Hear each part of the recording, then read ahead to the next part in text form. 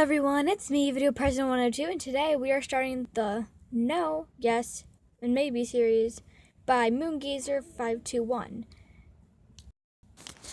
I am personally so excited to read this to you guys, because this is actually like one of the best series that I've read so far on Tanner Sides. Thank you, MoonGazer521, for giving us oh my god, that's a mouthful. So without further ado, today's sponsor, I'm kidding. No, I don't have a sponsor. I have 33 subscribers. What makes you think I have a freaking sponsor? Okay. So like, another thing I want to point out that these chapters are a lot longer than the other book. So I might be reading less chapters, but it'll be like the same length, like 30-minute videos. So let's get rolling. Like once we get back here. Here we go. Read that up. Virgil's POV. I groan and roll over, glancing at my clock. 11:44. I huff, pulling my black-colored blankets over my head and attempting to go back to sleep. Keyword: attempting. A loud crash come from the kitchen of the Mayan palace. Despite popular belief, it wasn't that uncommon. A near-daily thing, actually. So it didn't surprise me to hear Princey run out of his room yelling about slaying the Dragon Witch for the 5th time this week. However, with all the commotion, no matter how common, I knew I wasn't getting any more sleep. Grumbling, I made my way out to see what was the damage today. I opened the door to see a disappointed-looking Patton being comforted by Logan, the broken pieces of something purple and white between them. I'm positive we can fix it before lunch, Patton, Logan said, placing a hand on the fatherly trait's shoulder. Patton looked up and nodded. I know, I just didn't want to wait to give it to him back till... I just didn't want to wait that long to give it back to him. Give what back to who? I questioned, causing the logical trait and the moral trait to jump. Patton was spared from answering by a rather loud and flamboyant trait bursting into the room. I have recovered the glue, Roman announced. Now, to fix that gift for... Logan cleared his throat, suddenly cutting off the prince's trait. Roman looked confused. But Logan cut him off again, this time giving a small nod in my direction. Princey's eyes widened as he finally noticed my presence. Oh, Virgil, how long have you been sitting there exactly? He said, handing the glue to Logan and Patton, who then rushed off to assume fix the gift. I got here right before you chimed in with the glue. I raised an eyebrow. So, do you know who the gift is for? The other trait seemed to tense up. Yes, I made it for a dear friend of mine. Does this dear friend have a name? Roman's point of view. Does this dear friend have a name? Virgil asked. Oh, goblins and dragon witches! I can't tell him who it's for. That will ruin everything. Yes, Roman is... Oh, God. Okay. Yes, Roman's going to tell you all of his plans to you. Virgil. A slippery voice came from a dark corner in the kitchen. I sighed, and Virgil rolled his eyes as the lying trait slunk over, nibbling on the oatmeal raisin cookie. Get out of here, Jack the Fibber, I said, waving my hand dismissively. Oh, but don't you know? The seat said with a smirk. Virgil knows all about Soulmate Week. Soulmate Week? Virgil echoed. Oh, an entire week for romance, finding your one true love. But alas, no matter how many bachelors and damsels I saved during this wonderful week, none of them have been my soulmate. How did I not know about this before? Virgil said, and how does he know about this? Well, we're not completely sure why, but negative traits, and I'm not saying negative, it's bad, but they were just never able to participate. Virgil just shrugged. I'm not really into all that romantic stuff anyway. What? How in all of Disney could you not like romance? He said aghast. Oh my god. It's just not my thing. Fine, Dr. Gloom, but starting tomorrow, I shall be spending my soulmate week searching for the one who's simply meant to be with me. Oh my god. I'm sorry. Virgil rolled his eyes. Whatever, Princey. Patton's POV. He stammered out. I stammered out. Oh no, Virgil can't find out about this yet. Roman would just be crushed if his surprise got out. I have recovered the glue, Roman announced out of nowhere. Now to fix the gift for...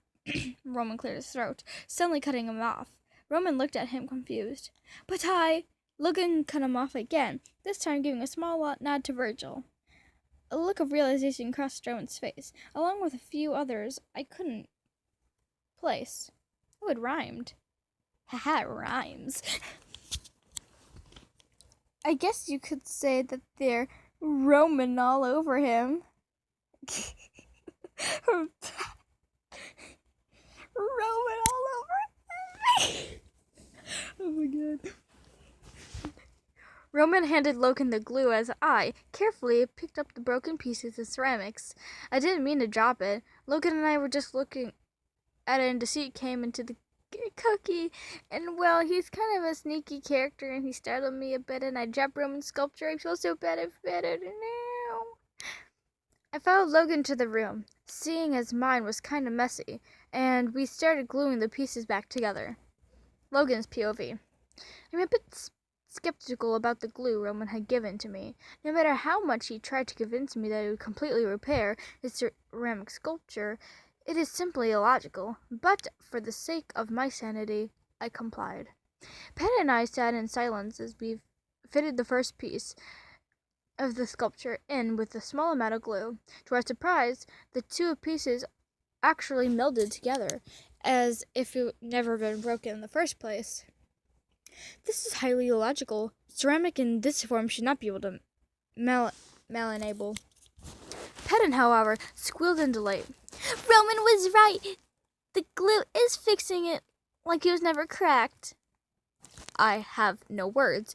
This shouldn't. Penn cut me off. Who cares if it should or shouldn't do something? Roman probably brought it from the imagination, so it probably has magical powers or something. I sighed. You are most likely correct, Patton, but let's not let this drag on any longer than it needs to. Patton gasped, holding up a nearly finished ceramic piece. Did you just make a dad joke? Never! Intentionally. Patton grinned widely as he held a now completed, brand new looking purple and white dragon with sparkling ruby eyes. I shake my head, realizing my mistake. Dragon. Deceit's POV. English. I don't understand why the author wanted all 5 points of views in this chapter. Oh well, this is a fan fiction, and tomorrow starts the first day of Soulmate Week. I'm going to grab another oatmeal raisin cookie and see how this unfolds. Farewell, reader. I will totally not see you in the next chapter. See, this is one of the things I love about this book. They have, like, the deceit is able to go past the fourth wall, and it's like, my baby. Okay. Day 1. Virgil's POV. Oh, yeah, and by the way, this book goes way past Soulmate Week. Kind of like a year past Soulmate Week to the next Soulmate Week. Like, this book is so complex, and I love it. I pulled my dark blankets over my head, shutting out the rays of sunlight streaming through my window. Okay, question time. They're inside of Thomas's mind. How is their windows and how is their sunlight? How is their... I'm just gonna stop. Today was apparently the first day of Soulmate Week. Not that I'd be finding anyone anyway. God, stupid prince. What do you have to blab all about that? Negative traits, and I'm not saying negative is bad, but they were just never able to participate. Whatever. Who would want a random tattoo to show up for a week and tell them who their soulmate is anyway? I just realized he said who would want a tattoo, But even though there is tattoos that show you who soulmate is, technically he's like never been a part of Soulmate Week, and Roman didn't actually specify that it was a tattoo, so how does he know that it was a tattoo? It sounds like a pain. And what if you don't like your soulmate, or two pairs had similar ones and they got mixed up, or what if you never found your soulmate at all? And what happens when people don't date until they find out their soulmate and have no idea what to do in a relationship? And 2 sharp knocks on my door broke my thoughts. I sat up in my bed, breathing heavily and silently, thinking whoever it was that knocked. I know from experience that it's never good for me, or Thomas, to have me overthinking like that. "Hey, kiddo," a voice I recognized as Patton said. "I made some pancakes if you want any." "Oh, okay. Thanks, Patton." Why'd I say it like that? That's my normal voice. I said, trying to almost succeed to keep my voice steady. I'll be down in a bit." "Okay, son." Patton chuckled and walked off. "I am not your—" Never mind, I mumbled. The sleeves of my hoodie got rolled up while I was asleep, leaving my arms bare and kind of cold. I rolled my eyes, pulling the first one down. Then the second. "What the?" I yelped, nearly falling completely off my bed. Printed on my forearm was a purple and white dragon tattoo. What the? This has to be one of Prank's jokes, right? He stuck into my room and drew it on me. Yeah, that's probably just it. It's probably just marker. I take a few deep breaths before rolling out of my bed and making my way to the bathroom. I turn on water on cold, just like my non-existent heart and soul, and scrub my arm for a good 5 minutes before I realized what was happening. It was real. No way. It's not possible. Princey said negative traits can't participate in Soulmate Week. I am a negative trait. My breathing starts to quicken, and I grip the thing harder. No. I can't be having an attack right now. I try to regain a regular breathing pattern. In for 4, for 7, out for 8. Another knock made me jump. "Hey, kiddo, are you okay in there?" I hurriedly pulled my sleeve down before opening the door to reveal a chipper Patton. Yeah, I'm okay," I said, closing the door behind me. Let's go eat." Patton seemed to smile wider, if that was even possible, before grabbing my arm and gently pulling me towards the kitchen. He started talking about something, to be honest. I wasn't really listening. "Hey, Patton," I said, stopping just outside the kitchen door. "Yeah, what's up, kiddo? Do you think I'm a dark side?" Patton looked shocked. "What? Of course not." "So you think it's possible for me to get a soulmate tattoo?" I asked hesitantly. "Wait, did you get one?" I looked at the ground. Patton may not be as smart as Logan, but he knew everything that went on in the Mind Palace. It's impossible to keep something from Patton. The Firelight Retreat squealed quite loudly, jumping in excitement. "I'm so proud of my Dark Street son!" "Patton, what is it?" he yelled. "Patton, I don't really—" "Oh, please," he said, rolling the P and holding the clasped hands up next to a slightly tilted head. I sighed. There's no way anyone could resist Patton's puppy dog eyes. It's a dragon." Patton gasped. "Is it purple and white with red eyes?" Yes. How did you know?" The door flung open, and as Patton was about to respond, caused me to jump a bit. "Greetings, my fellow aspects of Thomas's personality. Might I ask what all the yelling was about?" "Oh no, Virgil got a soulmate tattoo," Patton told Princely. "Patton," I hissed quietly. Princey looked vaguely shocked. But he's a negative trait." "Yeah, but there's no rule saying negative traits can have a soulmate tattoo," Patton explained. "It's dark traits who can have a tattoo. The kind that aim to harm the host instead of help them." "Patton is correct," added Logan. "My hypothesis is that Virgil was never able to participate beforehand because we believed him to be a dark trait. So I was able to have a soulmate because you thought I was evil? I said. Yes, did you not hear my explanation? No, I was just... Never mind. I waved my hand dismissively. So gloomy, Guts. What is your tattoo of, Princess? I don't really... Come on, Virgil, Patton pleaded. They won't judge you, right, guys? The other two traits nodded, waiting and expectantly. I fidgeted with my sleeves and my hoodie. I really don't want to tell them. Yes, Virgil, they won't judge you at all. Great, Snake Face is here. Everyone groaned, except Patton. He waved with a small hi. Oh my god, that's so cute. Away with you, Sneaky McSneakerson, Roman said, rolling his eyes. Don't you have anything else better to do? The sea hesitated before smirking. Yes. Roman sighed. Logan sighed. Just go, please. The snake-like trait grumbled, slinking off. It's not like I was here to try to progress the story in any way. Story? What? Logan glanced around at us. I shrugged. I had no clue what the wacko was talking about. Hashtag fourth wall breaking. Oh my god. I'm sorry. Oh my god. I love to see it in the story. Oh my god, I love this author. Virgil, can you please tell us what your tattoo is? Princy asked. Guys, don't make me. Wait, what if Logan shows us his too? Patton suggested. I raised an eyebrow at the smart trait. You haven't shown your tattoo to them? No, though I do have a soulmate. I do not believe in those icky, complicated human emotions. Therefore, there's no need to show my tattoo, Logan explained. However, I will gladly reveal it if it would make you feel more comfortable sharing yours. I guess. Okay, we'll all reveal our tattoos at the count of 3. Oh, that's Patton, not Roman.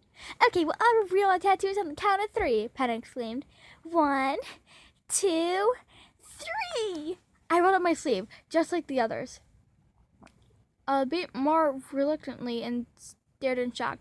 Logan had a pair of black glasses tattooed on his wrist, completely identical to the ones on Patton's. And Princey boy. Oh boy. On the princely trait's arm was a purple and white dragon with ruby red eyes. The next thing I knew, I was on the floor having a hyperventilation with my hands in my hair. This could not be happening. Princey and I? Soulmates? No. We have enough time for one more chapter. Day 1. Roman's POV. Slight panic attack. Trigger warning. Be warned. 3! Mortality yelled as he and Logic turned their wrists to show their tattoos. Anxiety and I, however, rolled up our sleeves and... Wait, what? Why does Anxiety have the same tattoo as I do? Virgil seemed to have noticed our shared markings as well. His chocolate brown eyes widened and became unfocused. His breathing became quick and labored as well. But then all of a sudden, a loud squeeze of happiness came from Patton, causing the anxious traits to flinch back a little. I look over to see Patton nearly strangling Logan in a bone-crushing hug, the latter glancing back at me with a mix of slight worry and confusion on his face. Feelings. The squash trait managed to get out. His face darkened a little more as the eyes landed on Anxiety. Virgil, are you feeling well? Patton quickly released Logan, turning to the now shaken trait.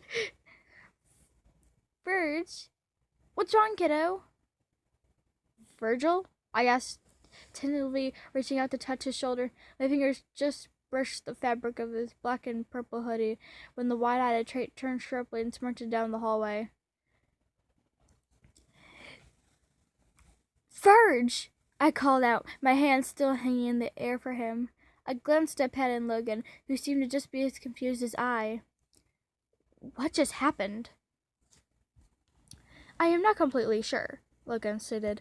But if I had to make a hypothesis, I would say that Virgil had in a moment of excessive alarm in which the shock of not only having a soulmate, but his soulmate being someone he doesn't particularly see eye to eye with, caused him enough panic that it is too much for him to handle at the moment.